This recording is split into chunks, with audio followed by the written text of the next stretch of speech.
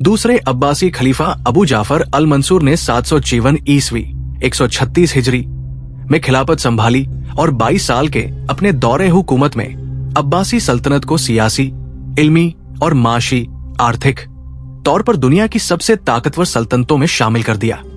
उनका असल नाम अब्दुल्लाह बिन मोहम्मद बिन अली बिन अब्दुल्लाह बिन अब्बास था और वो हजरत अब्दुल्लाह बिन अब्बास रजी अल्लाह अन्हु की औलाद में से थे।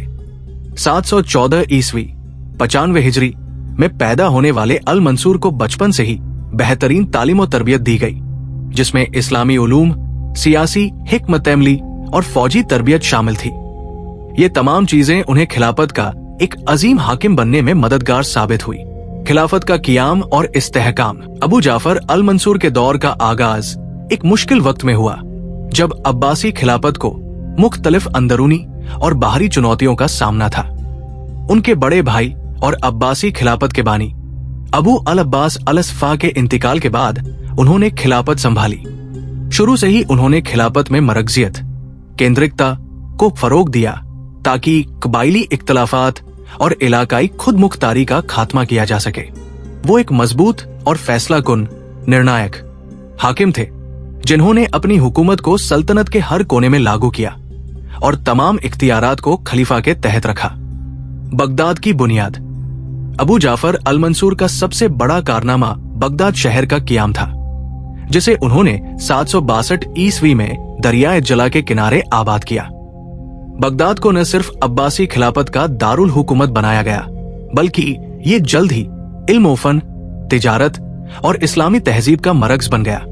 इस शहर की तामीर में बेहतरीन माहिरीन फने तामीर, वास्तुकला विशेषज्ञों को शामिल किया गया और इसे मदीनातुल सलाम यानी अमन का शहर कहा गया। बगदाद ने आने वाली कई सदियों तक इस्लामी दुनिया को इल्मी, तिजारती और सकाफती, सांस्कृतिक, क़ियादत, नेतृत्व फ्राहम की। इल्मी तरक्की। अबू जाफर अल मंसूर इल्म के बड़े सरपरस्त थे। उन्होंने इल्मी मरकज, शैक्षणिक केंद्र कायम किए और यूनानी, फारसी और संस्कृत किताबों का अरबी ज़बान में तर्जुमा करवाया।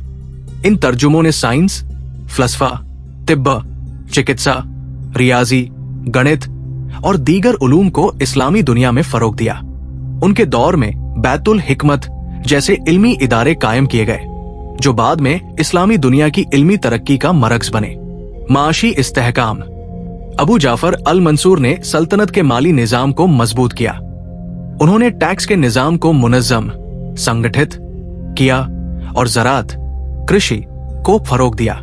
उन्होंने नए नहरी निजाम बनवाए, जो ज़राअत की पैदावार बढ़ाने में मददगार साबित हुए।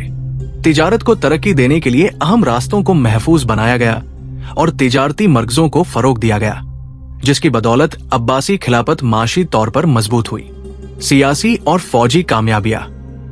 उनके दौरे हुकूमत में कई सियासी और फौजी चैलेंज सामने आए, जिन्हें उन्होंने हिकमत और ताकत के जरिए कामयाबी से हल किया। अलवियों की बगावत उनके लिए एक बड़ा खतरा थी, लेकिन उन्होंने इसे बखूबी दबा दिया। इसी तरह ख्वारिज की बगावत को भी खत्म किया, जो अब्बासी खिलाफत के लिए मुसलसल खतरा बने हुए थे। उन्होंने सल्तनत के मुख्तलिफ हिस्सों में अपनी ताकत को मजबूत किया और इस बात को यकीनी बनाया कि कोई भी अंदरूनी या बाहरी ताकत खिलाफत को नुकसान न पहुंचा सके। शख्सियत। अबू जाफर अल मंसूर की शख्सियत किफायत शियारी, दूरंदेशी और मजबूत इरादों का नमूना थी। वो निहायत मुतमिन हाकिम थे, जो खिलाफत के खजाने को महफूज रखने और गैर जरूरी खर्चात से बचने में कामयाब रहे। उनकी किफायत शियारी और एहतियात पसंदी ने सल्तनत के माली इस्तेहकाम को यकीनी बनाया। वो सख्त मिजाज जरूर थे, लेकिन उनकी हिकमत अमली और फैसले हमेशा सल्तनत के फायदे में होते थे। इंतकाल।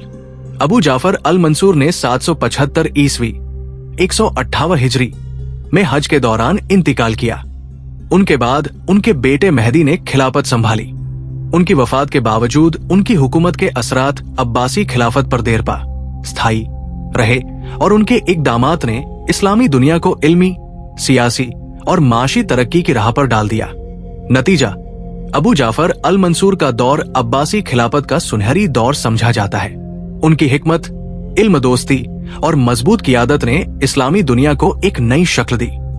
बगदाद जैसे शहर की तामीर और इल्मी तरक्की के लिए उनकी कोशिशों ने उन्हें इस्लामी तारीख के अजीम हाकिमों में शामिल किया। उनके कारनामे न सिर्फ उनके दौर में बल्कि आने वाली सदियों तक इस्लामी दुनिया की तरक्की की बुनियाद साबित हुए। उनकी खिलाफत का दौर इस्लामी तारीख का एक रोशन बाब है जिसे हमेशा याद रखा जाएगा।